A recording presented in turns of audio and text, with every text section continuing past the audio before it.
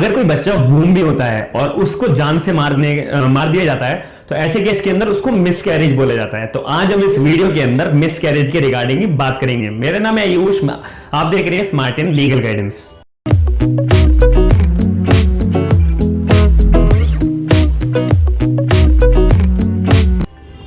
Indian penal code 1860 के अंदर एक चैप्टर नंबर 16 है जो ऑफेंसेस अगेंस्ट बॉडी के अंदर कवर होता है, सेक्शन 299 से 377 के अंदर। उसी के अंदर एक टॉपिक आता है हमारा मिसकैरेज, जो हमारा सेक्शन 312 से सेक्शन 318 में कवर होता है। इससे प्रीवियस वीडियोस के अंदर भी हमने सारे टॉपिक्स कवर करे हैं और भी वीडियोस हमने बनाकर और आईपीसी के टॉपिक्स कवर करे हैं। उन सब वीडियोस का आपको लिंक, प्लेलिस्ट का लिंक आपको वीडियो के डिस्क्रिप्शन में प्रोवाइड हो जाएगा। तो आज हम इस वीडियो के अंदर मिसकैरेज के रिगार्डिंग बात करेंगे। तो सेक्शन 312 क्या कहता है? सेक्शन 312 जो है सिर्फ कंसेंट ऑफ वुमेन की बात कर रहा है। सेक्शन 312 मतलब वुमेन की कंसेंट है, जिसके वुमेन के पेट में बेबी है, वुमेन के वूम में बेबी है और वुमेन चाहती है कि इस बच्चे को जान से मारना। तो ऐसे केस के अंदर सेक्शन 312 में अप्लाई करेंगे। इसके अंदर भी दो बातें आती हैं कि अगर वुमेन जो है अपने बेबी को खुद जान से मार देती है या फिर किसी की मदद लेके अपने बच्चे को जान से मारती है और वुमेन भी चाहती है, वुमेन की पूरी कंसेंट है, यहाँ पे कंसेंट वर्ड बहुत इंपॉर्टेंट है सेक्शन 312 के अंदर, कि वुमेन की कंसेंट है कि जो बच्चा है मेरे वूम में वो मर जाए या फिर और किसी की मदद लेती है। इसके अंदर दो बातें आती हैं कि जो बेबी है वो क्विक बॉर्न नहीं है, मतलब कि जो बेबी का जो वो हेल्थ है, मतलब कि जो ग्रोथ है वो या तो 2 महीने की या 3 महीने की है, क्विक बॉर्न नहीं है। तो ऐसे केस के अंदर जब वुमेन या फिर कोई वुमेन की मदद से, किसी की मदद से वुमेन अपने बच्चे को जान से मार देती है, तो ऐसे केस के अंदर उसमें 3 साल तक की सजा और या फिर फाइन या फिर बोथ। इसमें और वर्ड बहुत ध्यान में देना है कि यहाँ पे जेल हो भी सकती है, नहीं भी हो सकती, या फिर दोनों हो सकता है कि 3 साल की सजा और फाइन और बोथ। अब इसके अंदर दूसरी बात आती है कि अगर जो वुमेन है वो अपने बच्चे को जान से मारना चाहती है या फिर किसी की मदद लेके जान से मारना चाहती है, तो इसके अंदर जो बच्चे की ग्रोथ है, जो एज है, वो मैच्योरिटी लेवल की है, मतलब कि क्विक बॉर्न, उसका बेबी का जो बर्थ है वो हो सकता है, जैसे कि 7 मंथ्स का है या 8 मंथ्स का है या 9 मंथ्स का है। तो क्विक बॉर्न जो बेबी है उसकी एज है, अब जब वो जो है वुमेन उस बच्चे को जान से मार देती है तो ऐसे केस के अंदर 312 का सेक्शन अप्लाई होगा और उसको सजा कितनी मिलेगी? 7 साल की और साथ में फाइन। अब इस सर्कमस्टेंस के अंदर जेल पक्का होगी, 7 साल तक की सजा हो सकती है और साथ में फाइन हो सकता है। दूसरा सेक्शन हमारा सेक्शन 313 बताता है, इसके अंदर वुमेन की कंसेंट बिल्कुल भी नहीं होती। वुमेन जो है उसके अंदर कंसेंट वुमेन की बिल्कुल भी नहीं देखी जाएगी। वुमेन नहीं चाहती कि मेरा बच्चे की जो है डेथ हो जो उसके वूम में है। तो ऐसे केस के अंदर without the consent of women है, पहली इंपॉर्टेंट बात तो जो हमें याद रखनी है। इसके अंदर आता है कि हुएवर मतलब कोई भी बंदा, वुमेन के अलावा कोई भी बंदा जो है बच्चे को जान से मार देता है, भले ही बच्चा क्विक बॉर्न हो या फिर क्विक बॉर्न नहीं हो, ये मैटर नहीं करता। ऊपर के सेक्शन में ये मैटर करता था, सेक्शन 313 के अंदर ये मैटर नहीं करता। अगर कोई भी बंदा जो है लेडी के बच्चे को जान से मार देता है, कोई भी दवाई दे दी या फिर कोई भी ऐसे सर्कमस्टांसेस पैदा करके उसने कोई एक्ट ऐसा कमिट करा जिससे बच्चे की डेथ 100% कमिट हो गई है, तो ऐसे केस के अंदर उस बंदे पे कौन सा सेक्शन लगेगा? सेक्शन 313। कितनी सजा हो सकती है? लाइफ इंप्रिजनमेंट, उम्र कैद की सजा लग सकती है मैक्सिमम, या फिर कोर्ट थोड़ी कम करके 10 साल तक की सजा और साथ में फाइन दे सकता है। वो कोर्ट के पास डिस्क्रिशनरी पावर होती है कि उसको कितनी सजा देनी है।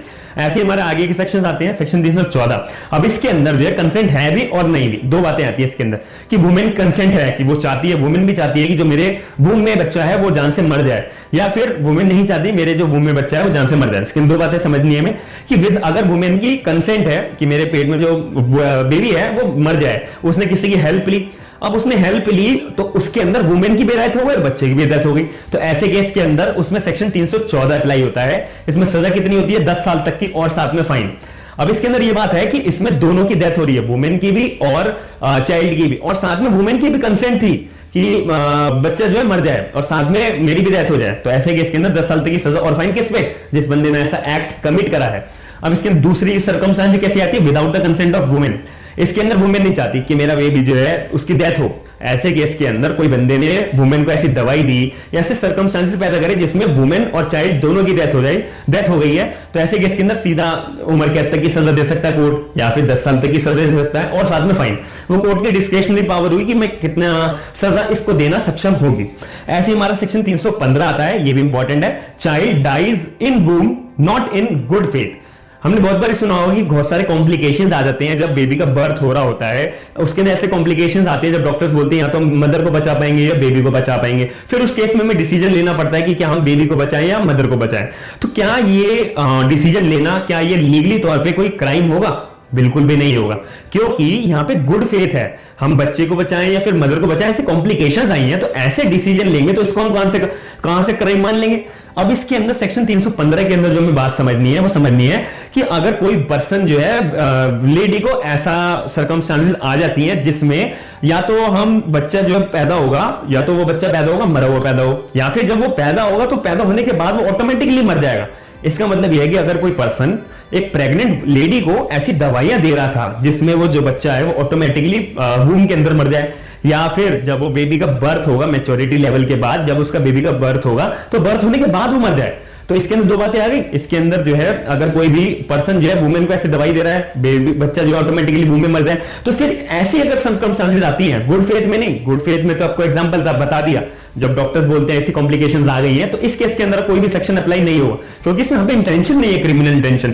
और जो मैं सेक्शन 315 के अंदर बता रहा हूं, यहाँ पे पूरी क्रिमिनल इंटेंशन है कि बच्चे को जान से मारना ही मारना है, तो इसीलिए इसमें सेक्शन 315 अप्लाई होगा। उस बंदे पे कितना चार्ज लगेगा? 10 साल तक की सजा और साथ में फाइन, 10 साल मैक्सिमम, उससे कम भी दे सकता है कोर्ट। ऐसी सेक्शन 316 है जो इंपॉर्टेंट है, whoever cause death of woman। इसका मतलब है कि एक बंदे में पूरी इंटेंशन है कि मेरे को इस प्रेग्नेंट लेडी को ही जान से मारना है पूरा का पूरा, और कोई मेरे को मैटर नहीं करता। अगर उसके मन में ऐसी इंटेंशन है और उसने ऐसा एक्ट कमिट कर दिया और वुमेन जो प्रेग्नेंट लेडी उसकी डेथ हो गई, तो हम इनमें से कोई भी सेक्शन अप्लाई नहीं करेंगे। फिर कौन सा सेक्शन अप्लाई करेंगे? सीधा हम जाएंगे 299 कल्पेबल होमोसाइड का चार्ज लगाएंगे।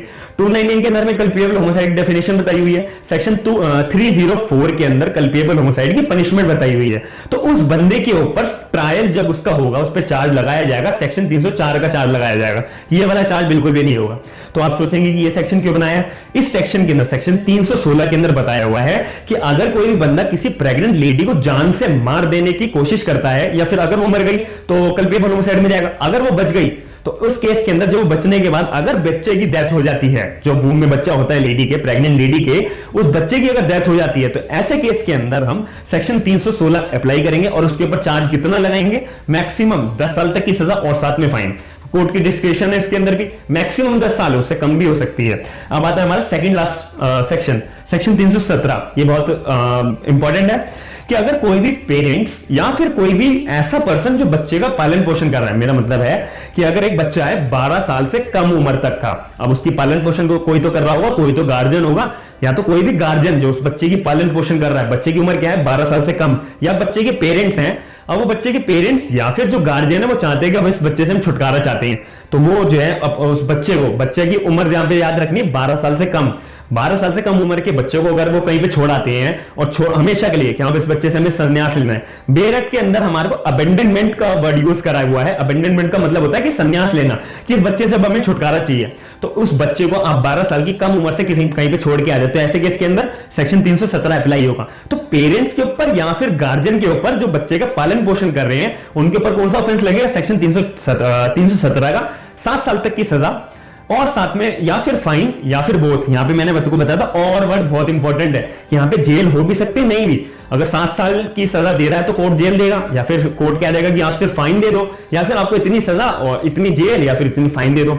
तो सेक्शन 317 का मतलब ये होता है। अब इसके अंदर एक इंटरप्रिटेशन आ रखी है हमारे को, बेर एक्ट के अंदर भी लिखी हुई है कि अगर एक पेरेंट्स ने अपने बच्चे को कहीं पे छोड़ दिया छुटकारा पाने के लिए और वो अपने घर आ गए, बाद में उस बच्चे की डेथ हो गई, तो ऐसे केस के अंदर क्या पेरेंट्स के या फिर गार्जियन के ऊपर हम मर्डर का या कल्पेबल होमोसाइड का चार्ज लगा सकते हैं? बिल्कुल भी नहीं, क्योंकि जो हमारा आईपीसी है पूरा का पूरा इंटेंशन के ऊपर बेस्ड है। हम जितने भी ऑफेंसेस पढ़ते हैं हर किसी में हम इंटेंशन और देखते हैं ना, इसमें ये इंटेंशन थी, हम इतने सारे सेक्शन पढ़े, इंटेंशन की तो बात समझ रहे हैं कि इंटेंशन क्या है।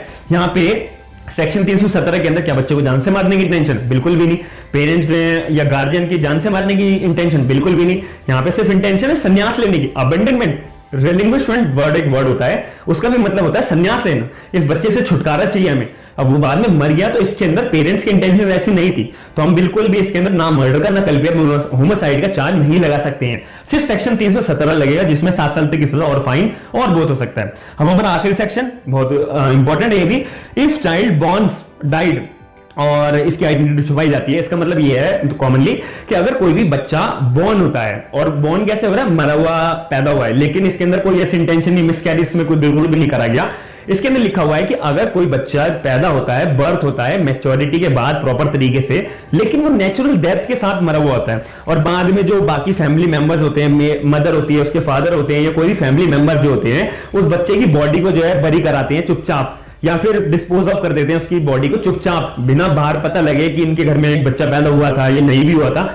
आप उसकी आइडेंटिटी को छुपाते हो उस बच्चे की, और चुपचाप जाके उस बच्चे की डेड बॉडी का बरी करके आ जाते हो या डिस्पोज ऑफ करके आ जाते हो, तो ये गलत होता है। तो इस केस के अंदर सेक्शन 318 उन पेरेंट्स के ऊपर, उन फैमिली मेंबर्स के ऊपर लगेगा। इसमें सजा कितनी है? 2 साल तक की सजा, या फिर फाइन, या फिर बोथ। यहां भी और वर्ड है, 2 साल तक की सजा और फाइन। तो इन शॉर्ट मैं आपको कंक्लूजन सारे सेक्शन का बताऊं। सेक्शन 312 में कंसेंट बता रखी है कि दोनों सर्कमस्टेंशियल कंसेंट है कि बच्चा जो है क्विक बॉर्न है या नहीं है। क्विक बॉर्न नहीं है तो इतनी सजा 3 साल तक की, क्विक बॉर्न है तो 7 साल तक की। अब इसके अंदर 313 के अंदर बिल्कुल भी वुमेन की कंसेंट नहीं है, तो इसके अंदर हम भूल जाओ क्विक बॉर्न या फिर क्विक बॉर्न है या नहीं है, इसके अंदर भी हमें ये बात नहीं रखनी। इसमें सेक्शन 313 के अंदर कंसेंट वुमेन की नहीं है, लाइफ या फिर 10 साल की सजा लगेगी। सेक्शन 314 के अंदर इसके अंदर कंसेंट है भी और नहीं भी है। अब इसके अंदर जो है वुमेन और बच्चा दोनों मर रहे हैं, तो इसमें 10 साल तक की सजा। और अगर वुमेन की कंसेंट नहीं है और फिर भी प्रेग्नेंट लेडी और बच्चा दोनों मरते हैं, तो लाइफ या फिर 10 साल तक की लग सकती है सजा। 315 के अंदर अगर बच्चा जो है मरा हुआ पैदा हो, या फिर बच्चा पैदा होने के बाद मर जाए, ऐसी आप दवाइयां देते जा रहे हो बार बार, तो ऐसे केस के अंदर सेक्शन 315 अप्लाई होगा, 10 साल तक की सजा और साथ में फाइन। सेक्शन 316 के अंदर बताया हुआ है कि अगर कोई बंदे को जान से मारना है, प्रेग्नेंट लेडी को, अगर प्रेग्नेंट लेडी मर गई तो उस पर कल्पेबल होमोसाइड का चार्ज लगेगा उस बंदे के ऊपर, और अगर प्रेग्नेंट लेडी बच गई लेकिन बच्चा मर गया, तो ऐसे केस के अंदर सेक्शन 316 लगाओगे। कितनी सजा है? 10 साल तक की सजा और साथ में फाइन। सेक्शन 317 के अंदर बताया हुआ है कि अगर अब कोई 12 साल का कम उम्र का बच्चा है और उसके माँ बाप जो है या फिर कोई भी गार्जियन जो पालन पोषण कर रहे हैं वो बच्चे को कहीं पे छोड़ के आ गए, और बच्चे को छोड़ के आगे बाद में बच्चा मिलता है किसी को और ये पता लगता है तो उनका बच्चा है, उनके साथ रहता था, फिर ये केस कोर्ट के अंदर जाएगा कि आप अपने बच्चे को ऐसे कैसे छोड़ सकते हैं। फिर पता लगा कि ये तो इस बच्चे से छुटकारा पाना चाहते थे, इसलिए ऐसे ही लवारिस उन्हें छोड़ दिया, तो सेक्शन 317 उन पेरेंट्स के ऊपर और गार्जियन के ऊपर लग सकता है। कितनी सजा?